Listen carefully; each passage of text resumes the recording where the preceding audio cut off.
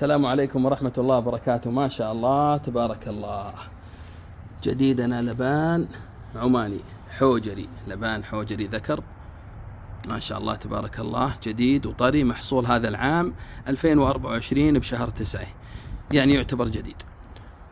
ومعروف اللبان بفوائده العلاجية لأمراض التنفس، لأمراض الصدر، البرد، الزكام، الرشح، الإنفلونزا. باختصار يقال انه كرتازون طبيعي. وطريقة استخدام اللبان معروفة، اما انه النقع والشرب او المضغ او التبخير، وما شاء الله تبارك الله مفيد جدا ومعروف لدى الجميع. وحنا في منهل الطيب نجيبه من برا لعملائنا باسعار طيبة معقولة ومنافسة لاسعار السوق. سيكون البيع لهذا اللبان كالتالي: هذه كمية الكيلو تجي مغلفة من المصدر، ما نتصرف به كذا، قد تكون اقل من الكيلو جرامات وقد تزيد، لكنها بحسبة الكيلو ب230 ريال. أما الكميات الأقل فحنا وازنينه بالضبط، يعني هذه كمية النص كيلو علبتين ربع نبيعها كذا بهذه، إنها على أنه نص كيلو.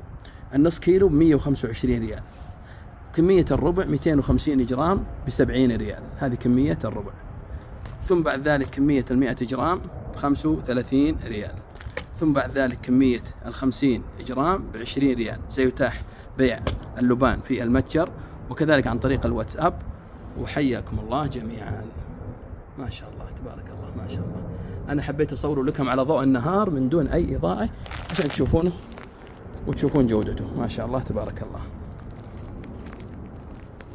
نظيف اللبان، نظيف ما شاء الله، ما شاء الله، اللهم بارك.